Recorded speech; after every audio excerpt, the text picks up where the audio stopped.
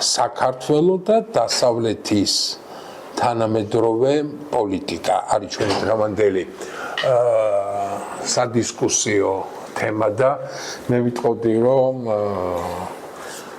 საწყის ჩვენ მივყავართ 90-იან წლებში და აქ თავს უფლებას მივცემ გავიხსენო ერთი ეპიზოდი განმეორებელი ჭაბუა ამირეჯიბის ოქტავი თხზულების და თათუ თაშხიას ასევე არაჩვეულებრივი ეკრანიზაციიდან რომელიც ასევე განმეორებელმა გიგალურ თიფანიძემ დაუტოვა მემკვიდრეობას, შთამომავლობას. გახსოვთ ალბათ ქალბატონ ნანოს, ბატონი სანდრო ერთი შეხედვით ბანალურ ჭეშმარიტებაზე ესაუბრება, ესა თუ ის ერი სახელმწიფოს ვერ დაარსებს თუ ამით სამსახურს ვერ გაუწევს კაცობრიობას, საერთაშორისო ფუნქცია, სოფლიო ისტორიული მისიაა საჭირო და მე ვაკმოღაც ვფიქრობ რომ ჩვენი ქვეყნის აი მოახლოესი ისტორიის არ ვიცი ახლა უკვე 4 წელს უახლოვდება ერთ-ერთი გამოწვევა მთავარი სწორედ ამ ბანალური ჭეშმარიტების გაუთვალისწინებლობა და იგნორირება გახლავთ.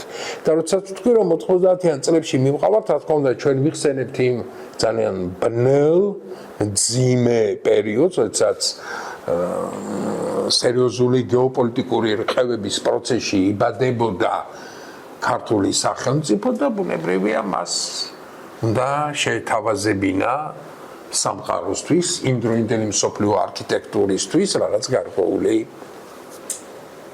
როლი, ფუნქცია, გნებავთ მისია, მაგრამ დღევანდელი გადასახედიდანაც კი, მიუხედავად იმისა, რომ ჩვენ იმ პერიოდს ამდენი წელი გვაშორებს, აქ ის თაობა ვარ წარმოდგენილი, რომელსაც კარგად გვაქვს გაცნობიერებული, რომ ჩვენ მაშინ ამის უნარი არ გვქონდა და განსაკუთრებით ის იქნებოდა, რომ გქონოდა და რა თქმა უნდა, უკვე მაშინ დასავლეთს განსაკუთრებით არ დაუტოვებია, ესე ვთქვათ, უყურადღებოთ ახლად ფეხადგმული პატარა ბავშვი საქართველოს სახით და თავად შესთავაზა მას ეს ფუნქცია და მისია და ეს ძალიან მარტივია, ეს იყო ჩვენი ჩრდილოელი მეზობლის უკანა ეზოში ავიძაღლის ფუნქცია.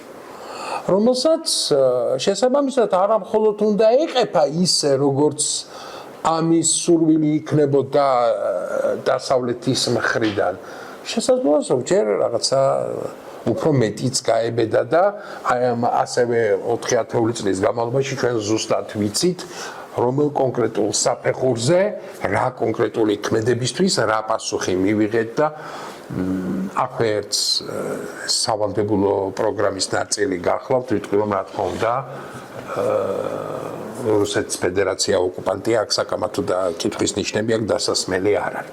ეხლა ერთ-ერთი კითხვის ნიშანი კიდევ ერთხელ ვამბობ, რაც ჩვენ შეგვიძლია დავსვათ, ეს არის რომ ქონდა კი ქართულ სახელმწიფოს მაშინ სხვა არჩევანი, რა თქმა უნდა, არ ქონდა. თუმცა იცით მეორე საკითხი რაც მე ყველა ეტაპზე არა იმიტომ იცით რომ დღეს ამაზე საუბარი ადვილია რადგან მართველი პოლიტიკური გუნდი საუბრობს ამაზე უკვე რამდენიმე წელია ჩემ და საბედნიეროდ აი მე დღეს ვარ იმ ადამიანების გარემოცვაში რომლებიც ამ თემებზე ღიად საუბრობდნენ ჯერ კიდევ 2000-იანი წლების დასაწყისში და ინტერვიუს იღებთ და როცა მე ინტერვიუს ვიღებდი, აი ახლა ბატონი რამასაყვარელიძე გამახსენდა და პირდაპირ ვიტყვი ეს ფრაზა წლების განმავლობაში მე ვიმეორებდი, ოღონდ რა თქმა უნდა ვამბობ და არ უკარგავდი მას საავტორო უფლებას, ფანტასტიკურად თქვა ერთხელ, სწორედ საიტნოტში და ეს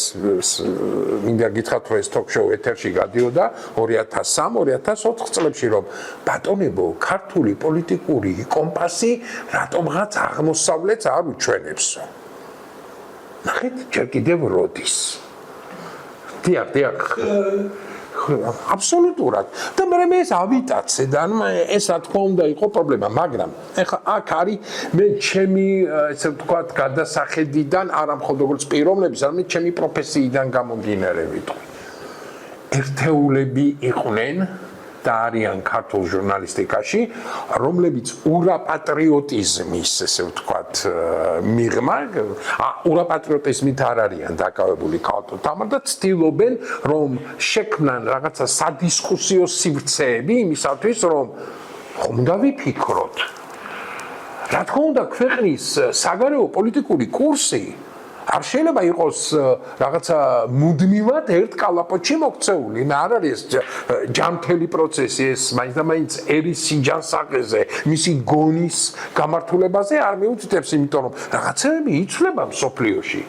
დიახ, ჩვენ გვითხრეს, რომ საბჭოთა კავშირის დაშლასთან ერთად მსოფლიო გახდაო ერთპოლუსიანი, ან გახდა ან არა უკვე მაშინ ვეთანხმები ქალთა თამარს, მაგრამ ჩვენ ხო ავიტაცეთ. შემდეგ ორიო ახლა ალბათ 3-ზე და 4-ზე მეტია.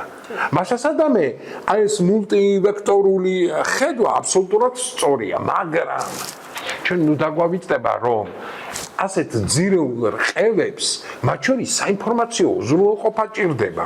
ნახეთ ჩვენ 10 წლების განმავლობაში როდესაც ვამბობ ჩვენ მე გულისხმობს მათ შორის საკუთარ თავსაც, თუმცა ყველაზე ნაკლები ბრალეულობა მიმიძღვის და არა მხოლოდ იმიტომ, რომ სამისოდ გონი მყოფნი და მაინც არც შესაძლებლობა მოუწიათ, რომ ამას დაუპირისპირებოდი, იმიტომ რომ არ იყო ამის დრო, ამის ლაპარაკი არ იყო მოდაში.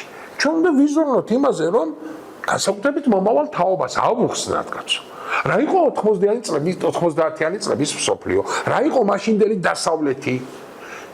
და საერთოდ ეს დასავლური ღირებულებები, იცით რა, ჩვენ დამოუკიდებლობის მოპოვების მერე რამოდენიმე სიტყვათა შეთანხმება ჩამოყალიბდა და ბოლომდე ჩვენთვის არსებობს ქრისტიანული ღირებულებები.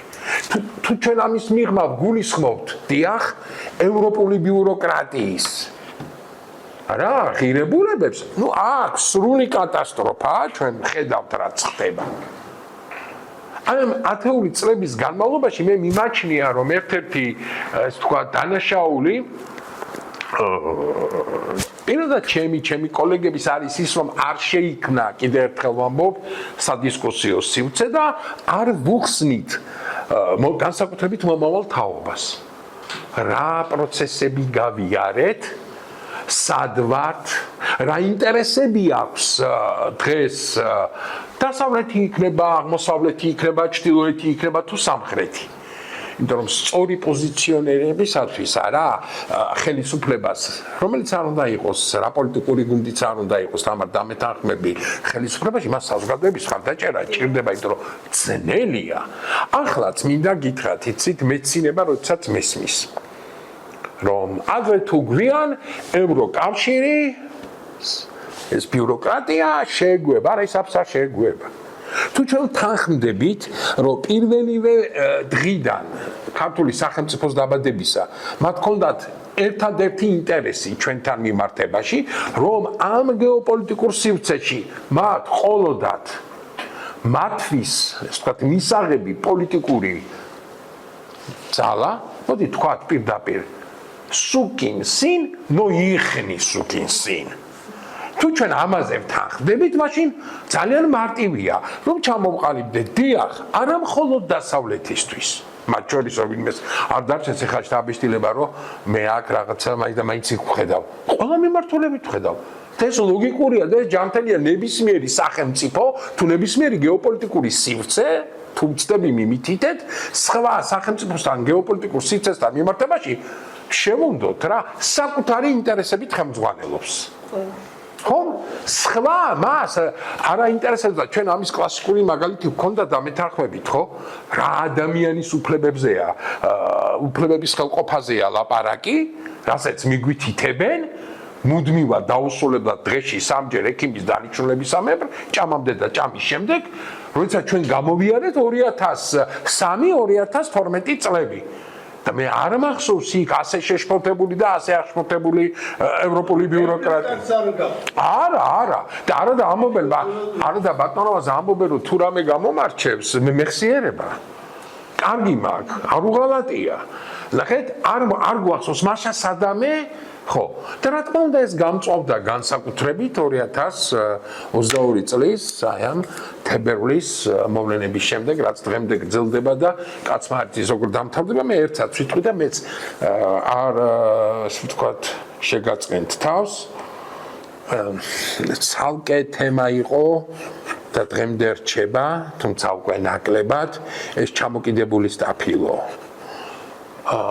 რომელიც კაცლებით ადრე დაიწყო ვიდრე 2008 წლის მაისის ბუქარესტის სამიტი, სადაც ჩვენ ვერ მივიღეთ ის რისი მიღებაც გვინდოდა, მაგრამ მივიღეთ იმდენად უკეთესი, რომ იმის შედეგებს, იმ უკეთესის შედეგებს დღემდე ვიმკით, აი ამ წოცავი ოკუპაციის სახით. და იცით, კიდე ცალკე თემა ცინიზმის შემიძლია ვთქვა, ეს სამიტამდე სულ მაინტერესებდა, როგორ შეინარჩუნებდა სახეს ჩრდილოატლანტიკური ალიანსი, რაღაც ხომ უნდა უთხრა. გასაგებია თქვი, რომ საქართველო და უკრაინა აუცილებლად გახდებიან ნატოს წევრი. კი ბატონო. და ამით წითელი აუფრიალე ამ ჩემ, ესე ვთქვათ, ჩრდილოეთ მეზობელს და აგეგმინე მთელი ის პროცესები, რომ უკლედ ამას მაქსიმალურად შექმნილიყო ამ ქვეყანაში და უკრაინაშიც ის ფონი, რომელიც ამის განხორციელებას შეუძლებელს გახდიდა, მაგრამ ეხლა რაღაც ხო უნდა მითხრა რაღაც. და ნუ მუდმივად იყო საუბარი, რომ პირობითად ნატოს საფიჩხის სამიტი ერთგული რჩება ბუქარესტში მიღებული გადაწყვეტილების, რომ უკრაინა და რუსეთი გახდებიან უკრაინა და საქართველო გახდებიან ნატოს წევრი, მაგრამ რაღაც ეტაპზე იცით ყავლი გაუვიდა და მაშინ მოიფიქრეს საოცარი ფორმულა. მეტი ნატო საქართველოში და მეტი საქართველო ნატოში.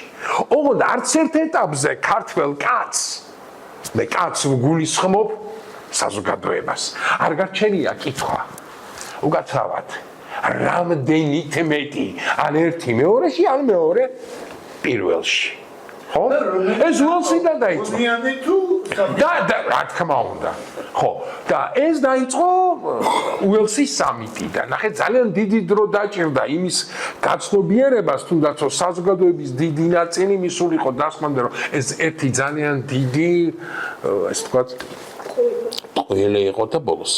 იქნებ თქვენ გქონდეთ ამ კითხვაზე პასუხი. რომელიც დიდი ხანი აი ბოლო პერიოდში განსაკუთრებით მაწუხებს.